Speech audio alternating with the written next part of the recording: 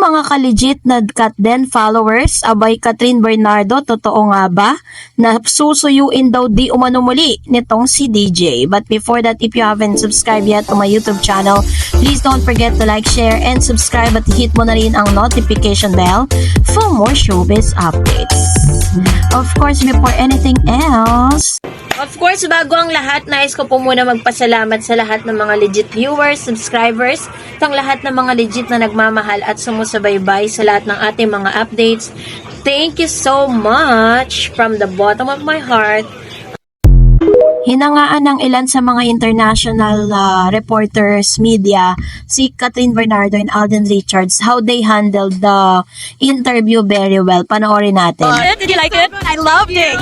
Great. Thank you so much. Appreciate it. How do you feel jumping back into the role 5 years later? Well, it wasn't easy, of course, but then our director there, Kathy Garcia Sampana, really helped us throughout all this. Too bad she's not here to join us, but yeah, she guided us from day one up until the end of the movie. The Filipino and non-Filipino fans are just all there showing their support, and we truly appreciate all the support we've been getting. Is really overwhelming, and we're just really, really happy to be here. It's so refreshing to see a Filipino story. How important is it for the whole world to see? Of course, it's very important because this is us representing our culture.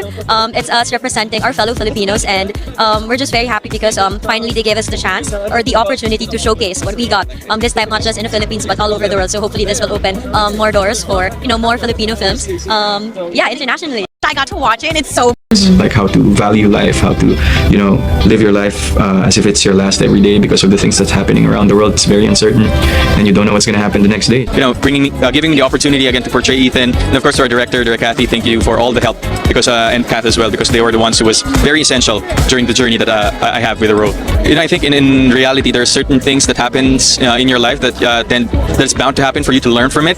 And I think the reason why the characters matured a lot is because of all the things that they have experienced, the circumstances, the hardships, and of course, but I think at the end of the day, it's the love for one another that remains, and that keeps the bond strong.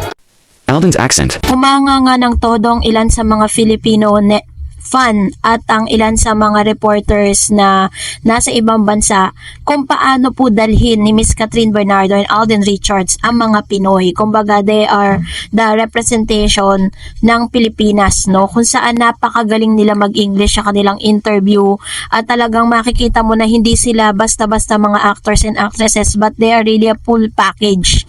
Magaling matalino, mga good person, magaling umarte, 'di ba? Kumbaga nasa kanila na lahat. Kaya naman sobrang hands up ang lahat ng mga international movie maker dito po sa dalawang ito. Pero eto na, let's talk about this one. Kasi meron po lagi kasi nagko-comment sa comment section si Ma'am Shibelia, and this is gonna be the high time to answer her question. At syempre, ito po yung tanong niya. Sabi ni Ma'am Shibelia, Ma'am Dar, sa panood ko sa Marisol, ba't sabi doon, pinapatapos lang daw ni Daniel ang HLA at susuyuin niya ulit si Kat. Babalikan daw niya. Ayon daw sa reliable source nila na malapit kay cheater. Alam ko may isang salita si Kat. Sinabi na niya na no turning back. So, nahanap ko po yung video na sinasabi ni Miss Belia Manalang. And ngayon, pag-uusapan po natin yan kung bakit po laman na naman to ng balita, no? So, panoorin natin ito. Silang ang Hello Love Again fever. How true ang chikang ito? Mildred. Yes. Dapat ako. Yes. Eto na nga. Nabalitaan ko. Nakita ko nga yung text sa'yo. Naging usap-usapan sa online site na ito ng YouTube channel na Marisol, kung saan sinasabi nga nila na may balak daw si DJ na ligawan ulit or suyuin ulit itong si Miss Catherine. At ito pa, sabi po nila. Yung sa'yo, may nagtanong sa akin na kasi parang na-overheard niya ang isang source na may kakwentuhan at sinabi na naku, pinatatapos lang daw ni Ito hindi natin kinukonfirm. Ito ay kwento lang ha. Nakita ko nga yun. Nakita ko nga kay Kuya Romel yung nagtatanong sa akin, true ba ito? Sabi niya gano'n. Kasi sabi nung isang tao na medyo malapit. Malapit talaga. Malapit. Sabing gano'n ay susuyuin daw ni Daniel itong si Catherine. Patatapusin lang itong Hello Love fever na ito. Anong masasabi? Kung mapapansin po ninyo, sinabi nila rito na ang source nila is malapit kay Daniel, which means plano po yan ni Daniel Padilla.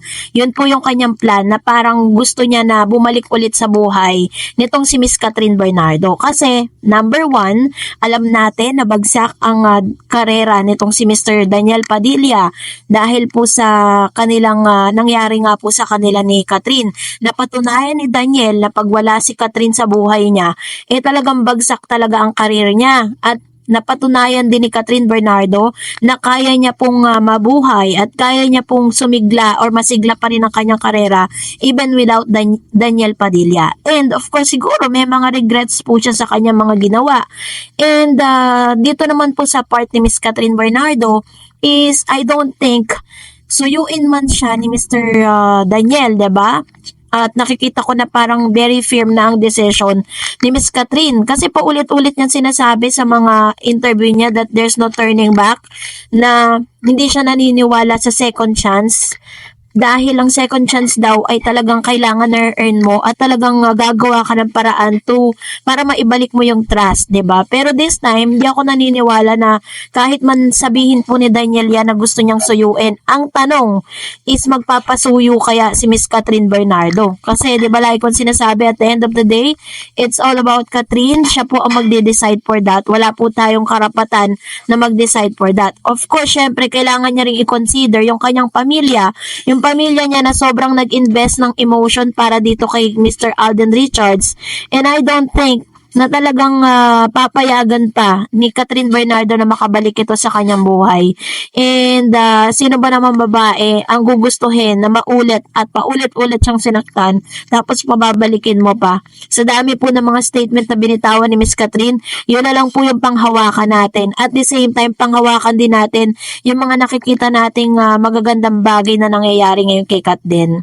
And for that, narito naman ang inyong komento. Unahin natin si Miss Sendar Carias. Alam nyo, tayong mga Pilipino ay mahilig mag-ship ng mga love teams, lalo na kung malakas ang chemistry ng magka-love team. Mga fans, mga co-workers na mismo ang nauunang mag-ship at magtukso sa kanila. Maraming naging love teams na talagang malakas ang chemistry pero hindi naging sila kahit siniship sila ng mga workmates nila at mga fan.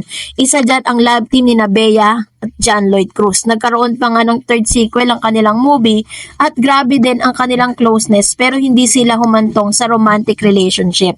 Actually, nangyayari naman po talaga yan sa totoong buhay. Pero sa nakikita naman natin kasi kay Miss Kat and Alden Richards is talagang inuumpisahan nila na yung pinagtitibay nila kung ano yung friendship na meron sila ngayon at talagang kinikilala nila yung kanilang mga sarili isa't isa at doon po nagsistart yun. Marahil talagang may mga other things at may mga kanya-kanyang gusto si John Lloyd at si Bea.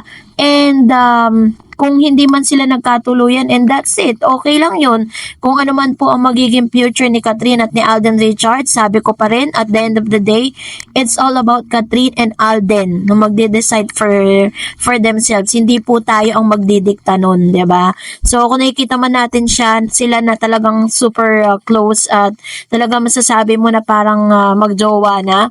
So, let's enjoy the moment, diba? Huwag natin basagin yung kaligayahan ng maraming mga fans. Sabi ni Miracle Manuba, here in Yellowknife, Canada sold out na rin ang Hello Love Again. Super lakas talaga kasi kahit sa ang sulok ng Canada sold out. Congratulations to both of you. Actually, tama po yung sinabi ni Miss Miracle Manuba, no? Talagang sobrang sold out po talaga sa Canada. Kaya nga, marami pong mga Canadian na Filipino people na naroroon na gusto po sana nila na dalawin din sila ng Kat din at bumalik sila sa Calgary.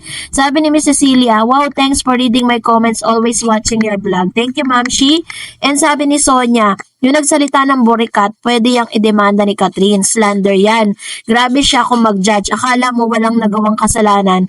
Ang nakikita niya ay yung mali ng ibang tao. Kung ako si Catherine, ididemanda ko yan at siguradong mananalo si Catherine sa paninira niya. Alam niyo, totoo po yan. Pero kasi parang as a person kasi you need to choose your battle, diba? And sabi ni Miss Annabel Garde, nahihirapan si Valerie na i-describe yung totoong relasyon ng Kat din, kaya yung about their personality na lang ang sinasabi niya, kung anong mga ugali at hindi mga plastic na tao ang Kat din. Kung pwede lang sigurong ikwento niya kung paano sila sa isa't isa. Napapansin ko kasi pag tinutokso nila Robby, Maymay, mga friends pa nilang sinasaway o pinandidilata ni Kat. Haha, kaya tikom lahat ang nakakaalam. Nako wag na. True po yan. Napapansin niyo si Kat, diba? Tapos, kapag may tinatanong kay Mr. Alden Richards, tatanungin muna ni Alden, sa mata nila talaga nagdoon sila nagsisenyasan. Tatanungin niya muna si Attorney Kat kung sasagutin niya ba or ilalabas niya yung or parang sasagutin niya ba yung tanong na to or wag ganon. Naku, wag na lang i-rewind yung mga cheater na yon. They don't deserve it. Wow, going to Europe and Kat din. Sana mag-date sila doon. Maraming mga romantic places doon, 'di ba? Para lalo silang ma-in love sa isa't isa. Ay, nandun nga pala si Mami Min. Thanks sa update, Miss Darreds. And good night. Oo nga po, nakita ko si Mami Min na nandoon. Pati po si RD Polkerson, 'di ba? Nag-meet na po sila doon. Kasi si RD po, kapatid po, half-brother po ni Mr. Alden Richards yun. And parang hindi talaga nila lagi nakakasama kasi nandun yung family ni RD Polkerson. Sabi ni Janelle Travel, congrats Kat din, already seen the movie at Parkview Cinemax. It's nice. Love the scene, nahulog si Kat sa kama. Very funny. Galing niyang umarte as well as Alden. Love you both. God bless you, Miss Darreds. Ayan. Yung pangyayari na yan, that's the heart of the kung paano nagkaroon ng parang pagkakasundo, doon nagsimula lahat, 'di ba? Parang pagtapos ng kanilang yun yung unang pagkakataon na magkatabi sila ni Kat na matulog. And para po masaksihan nyo yung panoorin nyo. Sabi ni Miss Irmelita, thank you Ma'am Darreds sa mga update mo. Sa totoo, nawawala ang stress ko sa Kat din. Pray na sila na talaga kasi galawang totoo. Bawat galaw nila at mata lang, alam na nila ang gagawin. God bless you Ma'am Darreds. Very true. Totoo po yan, ano? And sabi ni Mr. Joel Lopez, friends and lovers sila.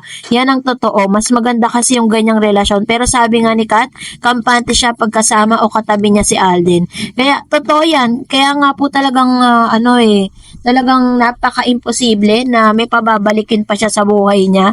Yung dating nanakit sa kanya at di siya binigyan ng importansya, babalikan niya pa ba yun? I don't think so. Mag-share at mag-subscribe at i-follow mo na rin ang aking Facebook page, Darreds TV. And also, I have my TikTok account which is Darreds TV. Pwede nyo rin po akong i-follow doon. Thank you for watching guys. God bless everyone.